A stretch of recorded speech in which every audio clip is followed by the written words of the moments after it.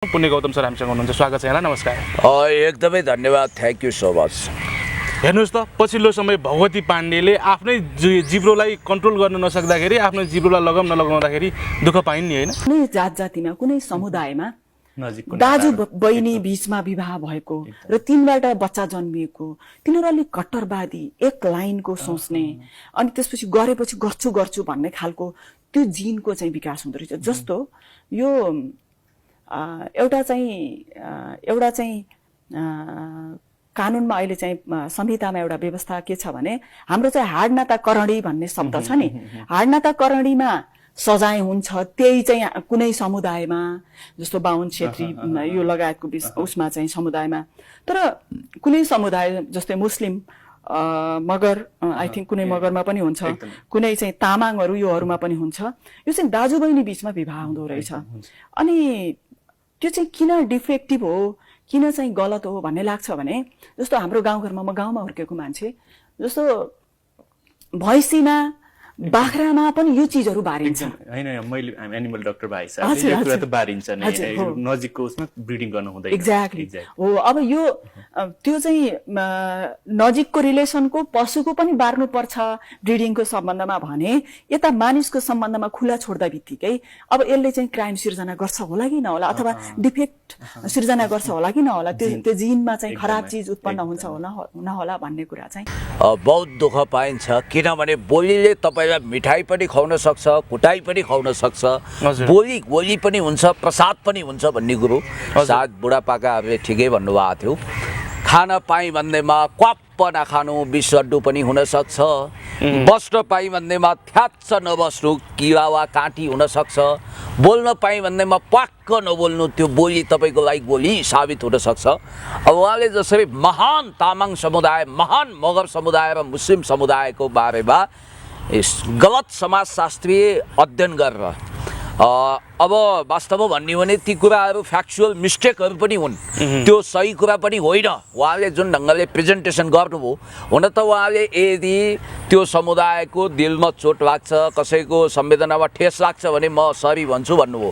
यदि if and बटको कुरै होइन, चोट लाग्यो, दिलमा चोट लाग्यो, घाउ लाग्यो, त्यसकारण अब्जेक्सन भयो, अब्जेक्सन मात्रै भएन, अब प्रहरीमा उजुरी भयो, उजुरी भइसकेपछि तामाङ समुदायको, विशेष गरी तामाङ समुदायका व्यक्तिहरूले त उहाँले माफी नै माग्नु भएन, उहाँले आफ्नो गल्तीको प्रायश्चितै गर्नु भएन भन्ने किसिमको आरोप लगाए नि त सर। यसमा के हो? म भन्छु, विशाल हृदय भएका तामाङ समुदाय वा मगर समुदायहरू अथवा मुस्लिम कम्युनिटीले यदि उनले गम्भीर ढङ्गले प्रायश्चित गरेर, पश्चाताप गरेर, आई एम सो सरी, मैले बोल्नै नहुने कुरा बोलेँ, अलिकति गायिका हुँ, भावुक भएँ, मेरो बोली भड्कियो, हाड नभएको जिब्रो लटपटियो, रुद्रगन्टी थिएन, वात्तै बाणी बाहिर आयो, मैले भन्नु नभन्नु भनेको हुनाले म जीवनमा एकचोटि प्रायश्चित गर्न चाहन्छु, पश्चाताप छ र मलाई सच्चिने अवसर दिनुहोस्, रूपान्तरित हुने अवसर दिनुहोस्, आइन्दा म यस्तो गर्ने छैन भनेर लिखितम वा मौखिक के सहमति गर्ने हो, त्यो ढङ्गले बुद्धवादी चेतना भएका महान धरतीपुत्र मूलवासीहरूसँग उहाँले अपिल गर्नुभयो भने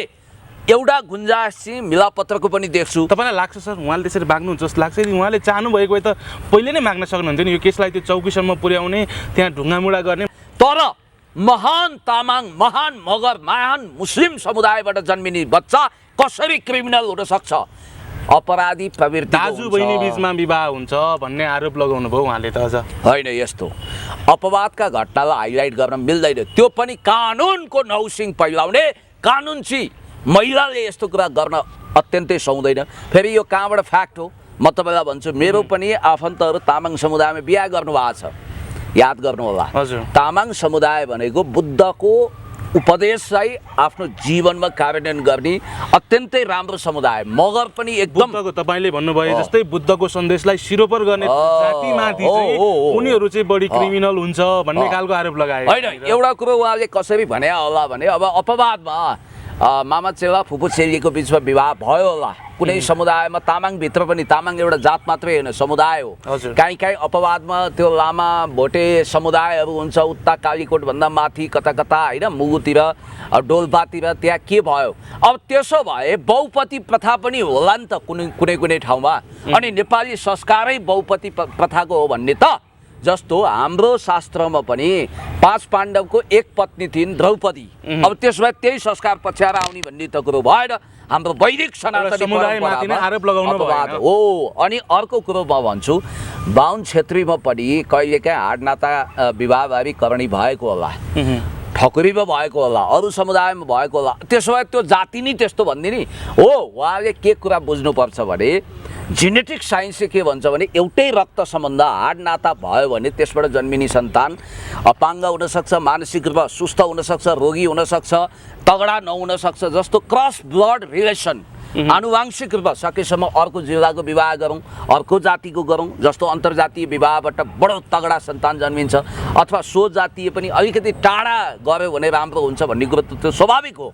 जेनेटिक साइन्सले जस्तो अब माफ गर्नु होला, पहिला पहिला बादशाह राजा महाराजाहरूको एउटै कुलमा विवाह गर्दाखेरि जन्मिने सन्तानहरू त्यति तगडा नभएको, सामाजिक नभएको, सुस्त भएको कुरा आइरहेको थियो। त त्यो मानसिक र शारीरिक समस्या देखाउँछ। तर एउटा त्यसबाट अब जस्तो तामाङ समुदाय अथवा मगर समुदाय, महान मगर तामाङ मुस्लिम समुदायबाट जन्मिएको सन्तान त्यस्तो हुन्छ, त्यहाँ हाड नाता विवाहबारी हुन्छ भनेर यस्तो गलत समाजशास्त्रीय मानवशास्त्रीय व्याख्या गर्नु भनेको इतिहासप्रतिको मिसरिडिङ हो।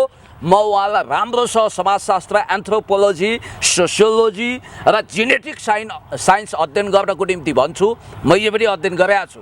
जस्तो तपाईँको के हुन्छ भने अक्सर यो बढी नै स्वास्थ्य समस्या, मानसिक समस्या भनेको कता कता 13 दिने नाताभित्र विवाहबारी गर्दा त्यो एउटै ब्लडको सर्कुलेसन हुन्छ नि त, त्यसमा समस्या आउँछ भन्ने कुरो त प्रामाणिक कुरा हो। त्यस कारणले गर्दाखेरि म भन्छु, हेर्नुहोस्, जातीय संवेदना र विद्वेष भड्काउने काम कसैले नगरोस्, जातीय धार्मिक घृणा फैलाउने काम नगरोस्। आई हेभ अ ड्रिम भन्ने मार्टिन लुथर किङ कालो जातिको हुनुहुन्थ्यो, ओबामा कालो जातिको हुनुहुन्थ्यो। हुन त जर्ज फ्लोइडलाई त्यहाँनिर त्यत्रो गोराहरूले पेलेर हत्या नै भयो अमेरिकामा। झन्डै डोनाल्ड ट्रम्प राष्ट्रपति हुँदा उनको कुर्सीको खुट्टा भाँचिएको थियो।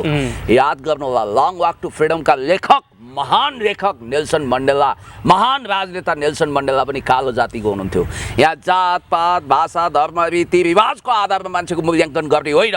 सबै we are all leftist people, हामी सबै नेपाली हौँ, सबै मूलवासी हौँ र हामी मिलेर बस्नुपर्छ। एकअर्कामा जातीय सहिष्णुता, धार्मिक सहिष्णुता अपनाउनुपर्छ। महान मेयर हर्क साम्पाङलाई समेत अनावश्यक लाञ्छना लगाएर अहिले बालन शाहजीलाई पनि छोडेका छैनन्। र याद गर्नु होला, असल मेयर चाहे हर्क साम्पाङज्यू होस्, चाहे बालेन होस्, चाहे जोसुकै होस्, यहाँ विवाद र कन्ट्रोभर्सीमा मुस्ने काम हुन्छ। र मलाई आपत्तिको कुरा कहाँ हो भने भगवती पाण्डेजीले अथवा त्यो प्राइम टाइम टेलिभिजनको कार्की भाइले रियलाइज गरे जस्तो लाग्यो, तर त्यो पर्याप्त भएन। उहाँ त कानुनको व्याख्या गर्ने मान्छेले त्यसरी अपव्याख्या गर्न मिल्छ? मुलुकी ऐनमा के छ? जातीय छुवाछुत र विभेदलाई एउटा कुख्यात कुरीतिको रूपमा कानुनमा दण्डनीय अपराध मानिएको छ। अलिकति कानुन परिपालन गर्ने, कानुन सिकाउने, कानुनको व्याख्या गर्ने महोदयाले नि यस्तो अभिव्यक्ति दिन लागेपछि समाजको ओरिएन्टेसन के हुन्छ? Let be consider. यति बेला तामाङ समुदायका केही व्यक्तिहरूसँग मैले पनि कुराकानी गरेँ, उहाँको भिडियो पनि हेरेँ। उहाँले भन्दै गर्दा पनि हामी ब्राह्मण जाति हिन्दू आस्था अनुसार चाहिँ 4-5 पुस्ता अगाडि पछाडिको हेरेर मात्र विवाह गरिन्छ, तर उहाँले चाहिँ त्यो गर्नुहुन्न भन्ने खालको आरोप लगाउनु भयो। तामाङ समुदायले चाहिँ यसलाई सिधा रूपले के बुझे भने यो चाहिँ जातीय विभेद हो भनेर बुझे। तपाईँलाई के लाग्छ, यो जातीय विभेद हो कि होइन? एउटा कुरा के छ भने नि, उहाँको अध्ययनको जग असाध्यै कमजोर देखेँ मैले। उहाँप्रति मेरो विद्वेष छैन। गोल्मी आरेखा चाहिँ कताको पाण्डे चेली हुनुहुन्छ, राम्रो करियर होला, मिठो भाषा बोल्नुहुन्छ, तर उहाँको अभिव्यक्ति तुच्छ भयो, खेदजनक छ। यो खेदजनक भयो, जातीय विद्वेष बढाउने भयो। याद गर्नु होला, कुनै जात वा कुल विशेषमा जन्मिएर मान्छे ठुलो वा सानो हुँदैन। महाकवि लक्ष्मीप्रसाद देवकोटाले उहिले भन्नुभएको छ, मानिस ठुलो दिवाले हुन्छ, जातले हुँदैन। हुन त उहाँलाई के गर्ने, कति सजाय दिने, हिरासतमा राख्ने, जेल पठाउने, मेलमिलाप गर्ने, के गर्ने, भोलि कति वर्ष कति महिना जेल जाने हो भन्ने कुरो यो हामीलाई थाहा छैन। उहाँहरूको अन्डरस्ट्यान्डिङको कुरा हो। र एकचोटिमा माफी मिना गरेर सुध्रिने अवसर दिने कि अथवा होइन हामी कानुनी कारबाही गर्छौँ भन्ने अडान राख्ने त्यो उहाँहरूको कुरा हो। देशभक्त बर्दिवाल नेपाल प्रहरीको हिरासतमा हुनुहुन्छ। अब न्यायिक प्रक्रिया पनि चल्ला, कोर्टको कुरा होला, अब के होला हेर्दै जाउँ। तर आज जुन ढङ्गले एउटा लफडा तनाव छ, हानाहान मारामारको स्थिति छ, भर्खरै एसएसपी साहबसँग पनि हामीले आदरणीय दानबहादुर कार्कीज्यूसँग कुराकानी गरिसकेका छौँ। र म यति भन्न चाहन्छु कि कुनै पनि जातलाई सानो वा ठुलो भन्नु हुँदैन, कर्मको आधारमा उसको व्यक्तित्व निर्धारण हुनुपर्छ। बाबा अम्बेडकर दलित शिल्पी समुदायको हुनुहुन्थ्यो अनि उहाँ भारतको संविधान निर्माता होइन। तपाईँलाई म भन्छु रामनाथ कोविन्द भन्ने शिल्पी दलित समुदायको व्यक्ति भारतको राष्ट्रपति हुनुभयो, याद गर्नु होला।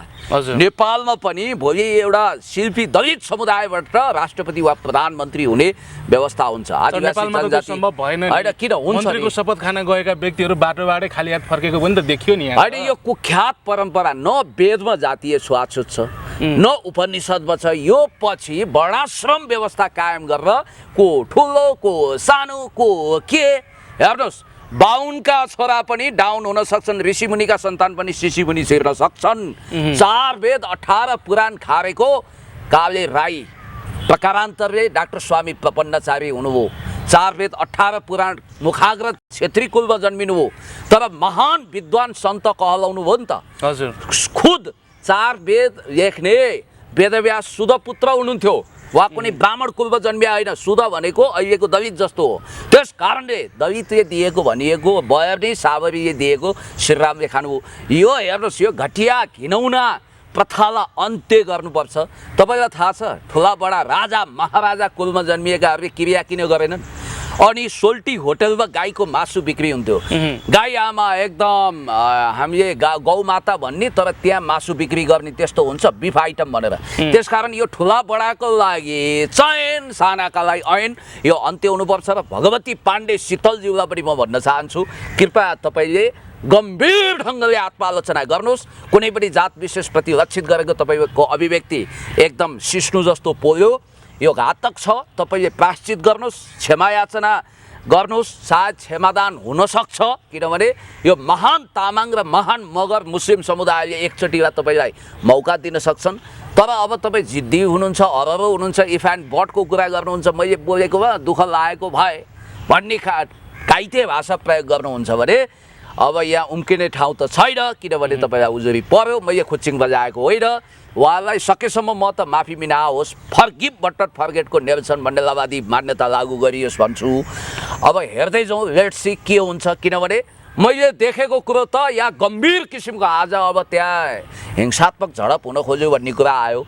झडप पनि भएको जस्तो कुरा गाइर गएर सुनियो।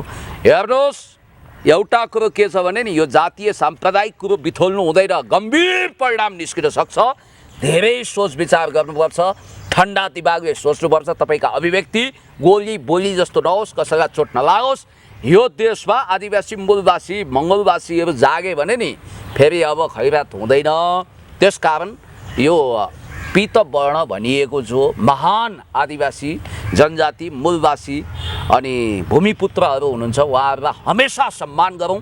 र ब्राह्मण क्षेत्रीहरूमा भएको जातीय अहङ्कारवाद अलिकति केही छ, ममा पनि हुनसक्छ, उहाँमा पनि हुनसक्छ। हामी श्रेष्ठ जाति हौँ, हामी श्रेष्ठ एकदम माथिल्लो कुलमा जन्म्यौँ, यो हुँदै होइन। कुनै कुल तल वा माथि नै हुँदैन।